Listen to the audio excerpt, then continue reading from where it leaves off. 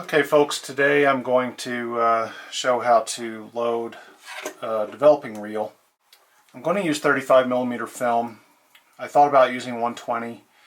In my development video, I'm actually developing 120, but I decided to show how to load 35mm because it's just a little bit trickier than 120 is. So it seems more worthwhile to show it. And so I've got a spare roll of 35mm here. It's going to take one for the team. I'm going to load this on this reel, and I'm going to do it with my eyes closed. This is an experiment, and we'll just see how much I fumble and so forth. But the way you learn this is you do it by, sacrificing a roll of film, and you do it with your eyes open for a while till you understand the process. Then you do it with your eyes closed for a while, then you do a reel row. So anyway, just for fun, I'm going to go ahead and do this row with my eyes closed, and we'll see how well I do. And I'll try to do it without any cuts to the video, that is. So I've got my stuff laid out here, and I'm going to get it all loaded up as if I were going to develop this roll of film. One thing I do before I load the reel is I make sure that this side, the film needs to go in this side. I make sure that, at least on this type of reel, that these curved edges are on my right so that I can feed the film in this way. So now I'm actually going to close my eyes. First thing you got to do is get the film out of the canister. With this FD film, you can actually open it by hand, but most film you're going to need a... it's harder to open this with a can opener than it is with your fingers, but most film you're going to need the can opener. So I've got it open, and now I'm going to pull the film out. One thing I got to say is I wash my hands before I do this process, and I don't, I just make sure the oils have been removed from my hands. So once you got the film out, then you need to feel for the leader, and what you need to do is cut the film. And I kind of try to cut it with a slight curve. You want to cut it, somewhere after the leader stops. So this is always fun. These are left-handed scissors, and I'm using them right-handed, and I'm a left-handed person, so that's always interesting. So you need to make sure you get the film in here. The best of all is if you can get it between notches or sprocket holes. But I don't always do it, and I'm not even trying now, but I am going to cut, and you'll see that I'm going to kind of try to cut on a curve. That seems to make the film load a little better a lot of times. So now I've got my film cut, and I feel like I kind of lucked out. I did. I missed the sprocket holes. So now I got to get it into the reel. I usually check again by feeling this side to make sure that I've got it right way around.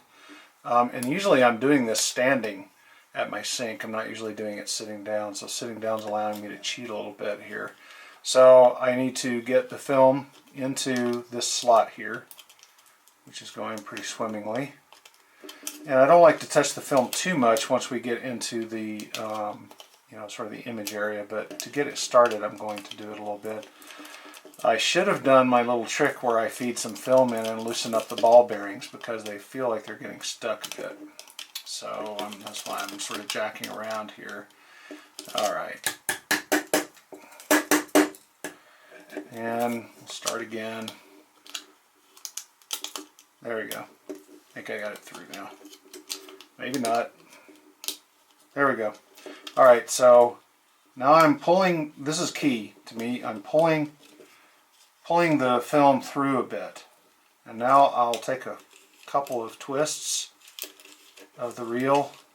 Feels like it's gripping well. I can feel it pulling the film through.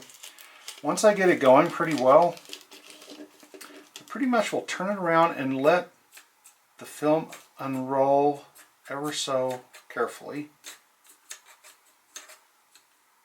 And now I can I bend over at my sink and do this. Now I can kind of just feed it on like this.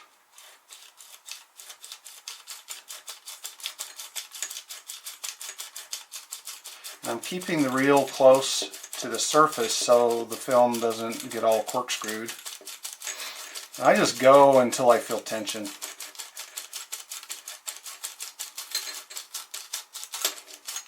Should be any time now, yep. And now I've got to cut the film loose, and this is where I'm always afraid. I'm going to drop my reel and it'll roll off the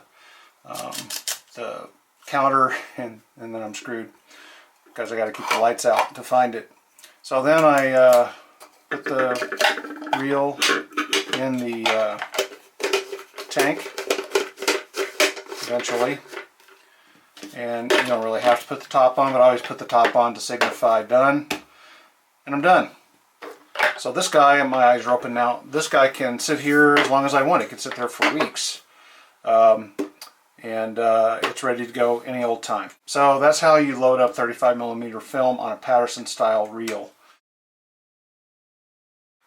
My opinion is 120 is much easier than 135. 120 is nice because you don't have to cut it. It's already got a nice square cut on it.